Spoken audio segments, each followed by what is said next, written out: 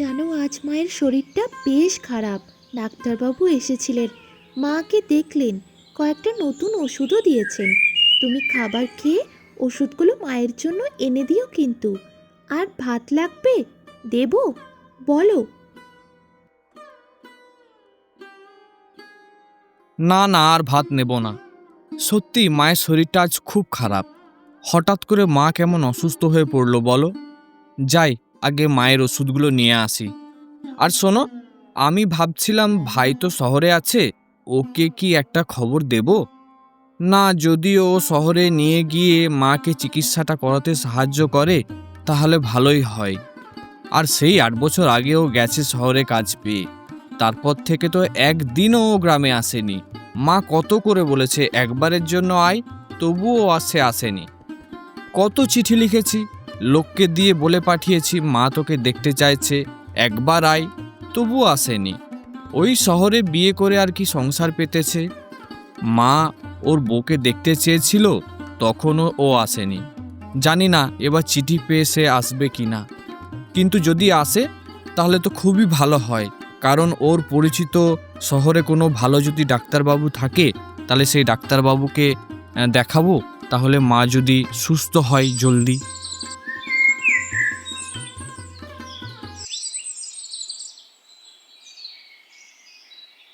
কি হলো গো, আজ কাজ থেকে এত তাড়াতাড়ি বাড়ি চলে এলে যে? বুঝলে, আজ একটা চিঠি দিলাম ভাইকে, দেখি ও আসে কি না।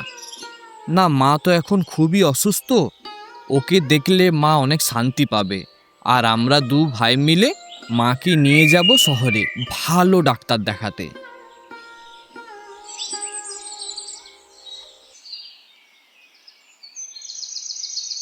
আরে রতন, তুমি এখনো খেতে কাজ করছো? ওদিকে তো শহর থেকে তোমার ভাই এসেছে। কি বলছো মোহনদা, আমার ভাই এসেছে গো শহর থেকে।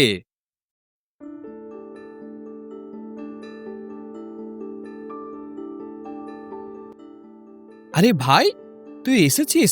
আয় আয় আয়, চল চল ভিতরে চল। শোনো গো, কোথায় আছো তুমি? তাড়াতাড়ি এসো, শহর থেকে ভাই এসেছে। যাই, আমি বাজার থেকে একটা বড় মাছ নিয়ে আসি। এতদিন পর ভাই এলো বলে কথা, ভাতের সাথে মাছ দেব না তা কি হয়? জানো তো, ওর না মাছ খুবই প্রিয়। কতদিন পর তোমাদের দেখলাম, খুব খুশি লাগছে। আজ এত বছর পর দেখে মনটা আনন্দে ভরে উঠেছে। মাও খুব খুশি হবেন। তাড়াতাড়ি চলো, ওনার সাথে দেখা করবে। মা, কেমন আছো? ছোট খোকা ডাকছে মনে হচ্ছে। হ্যাঁ, ওই আসবো আসবো ভেবে আর আসা হচ্ছিল না। তোমার শরীর ভালো নেই তো, তাই ভাবলাম একবার চলে আসি তোমার কাছে। 5টা বছরে একবারও তোর এই বুড়ি মায়ের কথা মনে পড়লো না ছোট খোকা? একবার আসতে পারলি না? 5 বছরে একটা ছুটি পেলি না এই মাকে দেখার জন্য? আজ তুই এসেছিস, আমি মা সব বুঝি কি জন্য। ওই গো, এদিকে এসো। বৌমা এসেছে? যাক, মরার আগে একবার বৌমার মুখটা তো দেখতে পেলাম। কি বলবো আর মা তোমাকে, প্রায় 5 বছর আগে বিয়ে করেছি। ভাবছিলাম ওকে নিয়ে আসবো, কিন্তু ছুটিই পাচ্ছিলাম না। বৌমার প্রথমবার মুখ দেখলাম, একটা কানে রেখেছি ওর জন্য। বড় বৌমাকে বলি দিয়ে দেবে ওকে। এই নাও গিন্নি, বড় মাছ এনেছি, আর সঙ্গে দই আর মিষ্টিও আছে। মাছের ঝোল খেতে আমার ভাইটা খুব ভালোবাসতো জানো। ওকে না আজ মাছের ঝোল রান্না করে খাওয়াও। হ্যাঁ, এই তরকারিটা হয়ে গেলেই আমি মাছটা কেটে রান্নাটা করে নিই। তোমার ভাইয়ের জন্য তুমি মাছ এনেছো, ভালো করে আজ রান্না করে ওকে খেতে দেবো।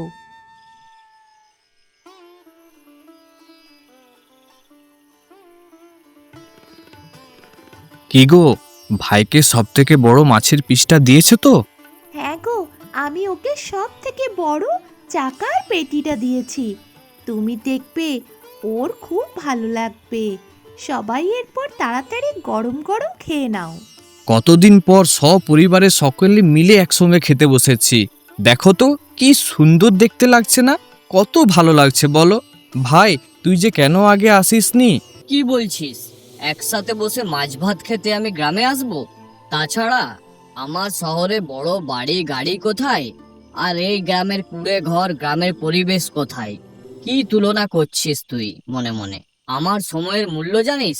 সব থেকে বড় ব্যাপার কি বলতো, গ্রামে থাকার ইচ্ছেই আমার কোনো নেই, বাধ্য হয়ে আমি এসেছি। তুই এভাবে বলছিস কেন? ছাড়, মা অসুস্থ তো, তাই তোকে বলতে বাধ্য হয়েছিলাম।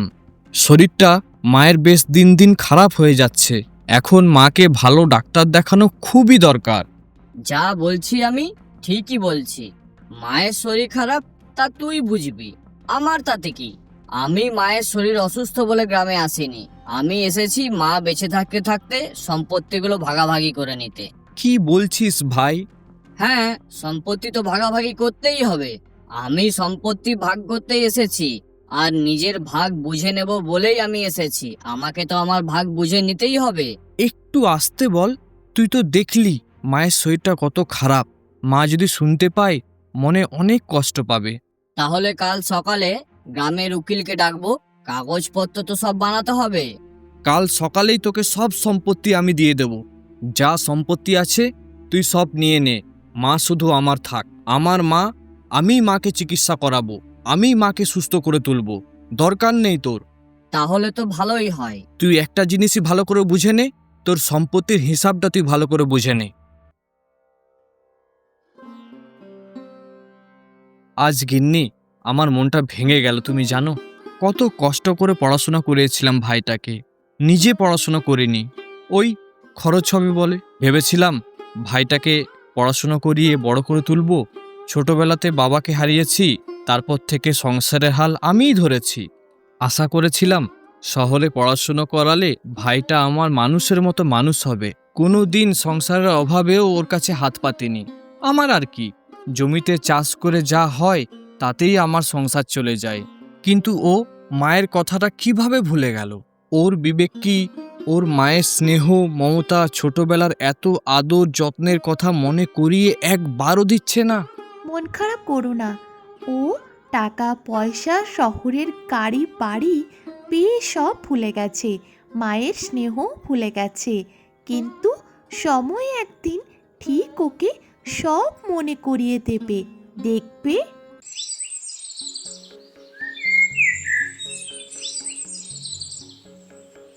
তা দিদি, এত বড় বাসনপত্র নিয়ে কি করছো এগুলো তুমি? এত বড় বাসনে ভর্তি এগুলো কি? তো নারকেল রে, নারকেল নাড়ু করবো। মা বলেছে তোরা এসেছিস তাই নারকেল নাড়ু বানাতে, তাই জন্যই তো নারকেল কোড়া হচ্ছে রে ছোট। তা বলেছে বলে এত নারকেল কোড়া হচ্ছে? তোমার কি হাতে পায়ে ব্যথা হয় না? সারা দিন গ্রামে থাকলে কত কাজ করতে হয় তা আমি তোমাকে দেখেই বুঝতে পারছি। আমার বাবা দরকার নেই, তাড়াতাড়ি শহরে চলে গেলে আমি বাঁচি। আমি তো এই কাজগুলো প্রায়ই করি, আমার কোনো অসুবিধে হয় না। তোর দেখবি নারকেল নাড়ু খেতে খুব ভালো লাগবে। বেশ কয়েকটা তোকে দেব, শহরে নিয়ে যাস, নিয়ে গিয়ে খাবি। আর আমার ছোট ভাইয়েরও খেতে খুব ভালো লাগে নারকেল নাড়ু। যত সব বেশি বেশি, শহরের লোকেরা সব আমরা মিষ্টি কিনে খাই, আর এরা বোকার মতো বড় বড় বাসনপত্র নিয়ে টাকা বাঁচানোর জন্য ঘরে করতে বসেছে। আমার কি দরকার ওসব ঘরের বানানো নারকেল নাড়ু খাওয়ার? দোকানে কত ভালো ভালো মিষ্টি পাওয়া যায়, আমি কিনা সেসব কিনে খাবো? তা নয় কো, নারকেল নাড়ু গ্রামের লোকেদের যত বেশি বাড়াবাড়ি, সব কিছু বললেও আবার দোষ।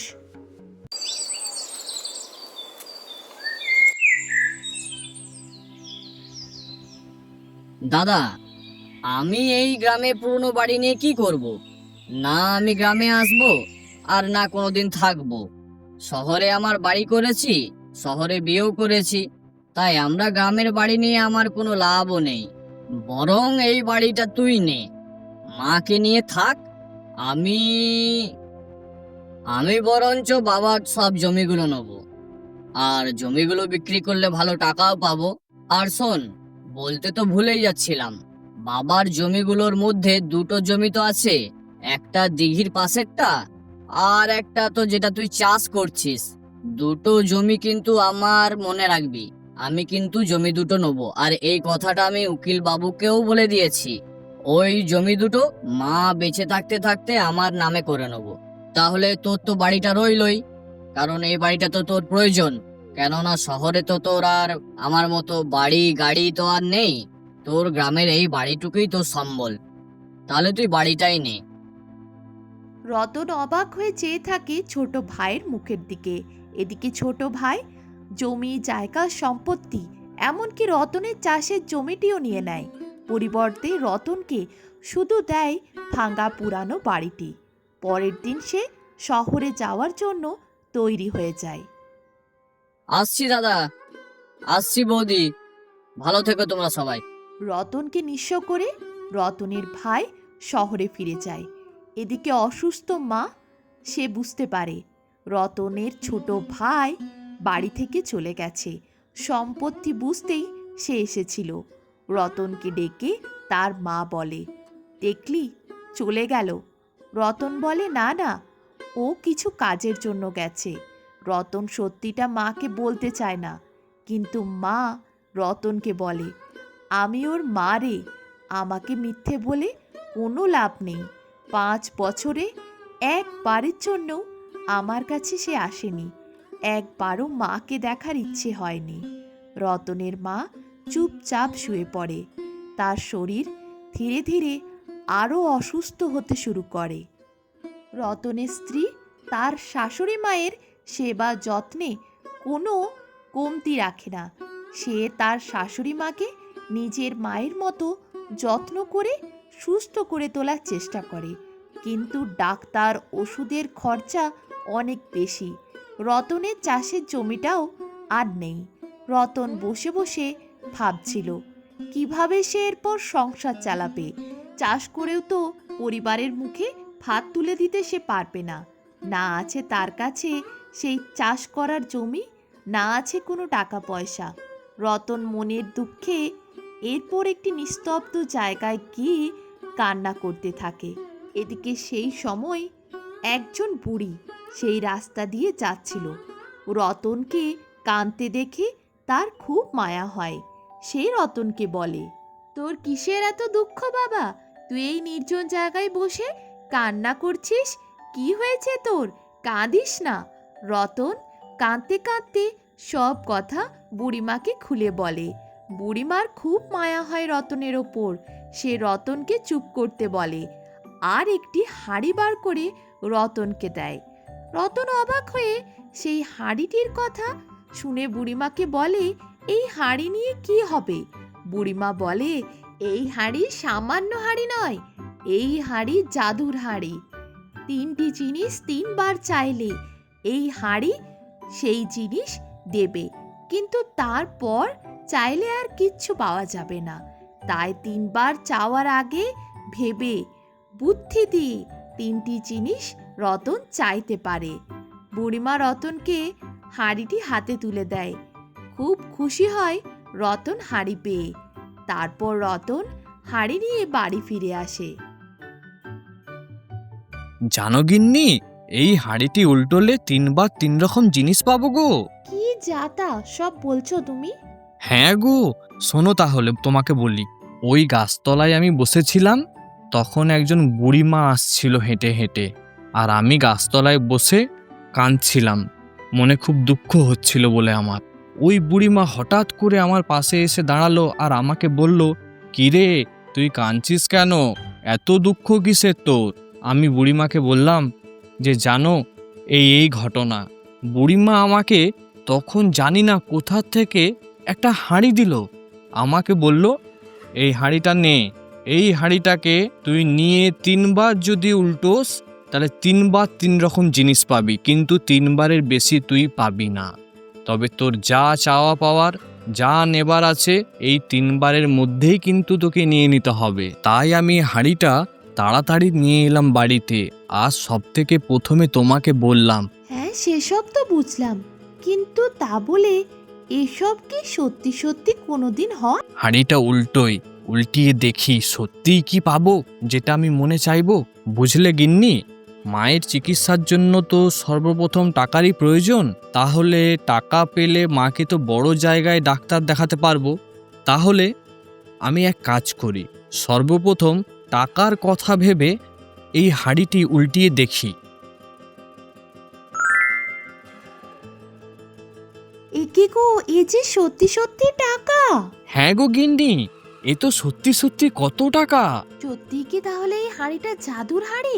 সত্যি সত্যি তো এই হাঁড়ির থেকে এতগুলো টাকা বের হলো। তাহলে কি এই হাঁড়িটা সত্যি সত্যি জাদুর হাঁড়ি? মায়ের চিকিৎসা তো তাহলে এবারে হবে গো। তাহলে তো এরপর তুমি আরো দুটো জিনিস চাইতে পারবে গো। এরপর তাহলে সোনার মোহরের কথা ভাবি।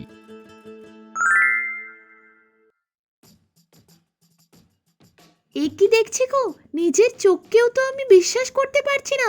সোনার মোহর! দেখো গিন্নি, কত সোনার মোহর হাড়ি থেকে বেরোলো গো। প্রথমে এত টাকা হাড়ির থেকে বের হলো, তারপর এত সোনার মোহর! আমি তো বিশ্বাস করতে পারছি না। এ কি স্বপ্ন নাকি সত্যি? বুড়িমা তো তাহলে আমাদের অনেক বড়লোক করে দিয়ে গেলেন গো। এরপর কি ভাবি বলো তো? হ্যাঁ, হীরের কথা ভাবি। এ কি গো, এ তো সত্যি সত্যি হিরে! আমি জীবনে কোনোদিন হিরে দেখিনি, এই প্রথম জীবনে হিরে দেখছি। তাও এত এত হিরে তো রাজার বাড়িতেও মনে হয় থাকে না। হ্যাঁ গিন্নি, চলো সব ভালো করে আলমারিতে রেখে দিই। এত সোনা হিরে টাকা পেয়ে রতন আর রতনের স্ত্রী সেগুলো গুছিয়ে রাখে। রতন তার স্ত্রীকে বলে কাল সকালেই যাবে সে মাকে ডাক্তার দেখাতে। রতনের অসুস্থ মাকে বড় জায়গায় চিকিৎসা করিয়ে রতন সুস্থ করে বাড়ি ফিরিয়ে আনে। তারপর পাওয়া টাকাগুলো দিয়ে সে বিশাল বড় এক ব্যবসায়ী হয়। আজ তার অনেক বড় বাড়ি, তার মা সুস্থ, তার স্ত্রীর গোটা গায়ে স্বর্ণ অলংকার, দামি দামি শাড়ি পরে এখন সে। রতনের অবস্থা এখন রাজার মতোই। রতন তার মাকে আর স্ত্রীকে নিয়ে সুখে দিন কাটাচ্ছে। অন্যদিকে রতনের ছোট ভাই, সে চাকরি হারিয়েছে। ভাগ্যের চাকা তার ঘুরেছে, সময় তাকে উচিত শিক্ষা দিয়েছে। আজ রতনের ছোট ভাই সর্বহারা হলেও রতন আজ রাজা সম।